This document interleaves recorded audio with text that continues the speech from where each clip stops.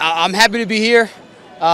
Inshallah, we come back. Me to be with my family, to be with my family, to be with all my family here. It's a blessing. 6 বছর শুধু একটা সময় নয়, একটা দীর্ঘ যাত্রা।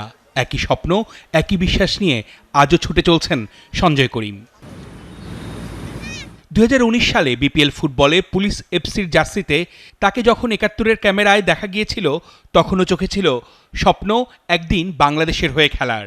Inshallah, yes, that's the goal. You know, it would be great to play for Bangladesh, a great honor. But let me perform with police first, and we'll see. সময় গড়িয়েছে, বদলে গেছে বাংলার ফুটবলের উন্মাদনা, বেড়েছে প্রতিযোগিতার মান। তবে সঞ্জয়ের স্বপ্ন এখনও একই আছে, বরং হয়েছে আরও দৃঢ়, আরও পরিণত। তিনি এসেছেন আমেরিকা থেকে বাংলাদেশে শুধু 3 দিনের একটি ট্রায়ালের জন্য। Jamie Day gave me my first national team call up. আমি জানি না জাতীয় দলের সুযোগ পাবো কিনা, তবে আমি চেষ্টা থামাতে পারি না। আমার পরিবার পাশে আছে, ওরাই আমাকে বলছে তুমি চেষ্টা করো। দেশের হয়ে খেলাটা আমার জীবনের সবচেয়ে বড় স্বপ্ন। এই ছোট্ট কথাগুলোই লুকিয়ে আছে একটা জীবনের গল্প, একজন ফুটবলারের অদম্য ইচ্ছা, আত্মত্যাগ আর ভালোবাসা।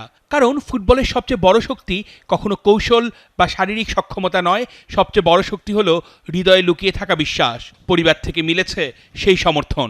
বাংলাদেশের জন্য উন্নয়ন বয়ে আনুক খেলার মাঠে, আরো ভালো মতো খেলে দেশকে ফুটবল কেন তুমি জিততে পারে। বাংলাদেশে আসছে আমার খুব ভালো লাগে। আর আমার ভাই যে এখান দিয়ে অনেক প্রাউড, ও অনেক হার্ড ওয়ার্কিং, সো ইনশাআল্লাহ he'll get there. তার পরিবারও কিন্তু তাকে সর্বোচ্চ পরিমাণে সমর্থন দিচ্ছেন। এবং সঞ্জয় একটা কথা খুব ভালোভাবে বলেছেন, প্রবাসীদের সঙ্গে দেশি ফুটবলাররা একসঙ্গে মিলেই বাংলাদেশকে এগিয়ে নিতে হবে। সঞ্জয় জানেন না জাতীয় দলের সুযোগ মিলবে কিনা, লাল সবুজের সেই গর্বিত জার্সিটা আদৌ গায়ে উঠবে কিনা। তবু এসেছেন বাংলায়, কারণ স্বপ্নের কাছে হেরে যাওয়ার মানুষ তিনি নন।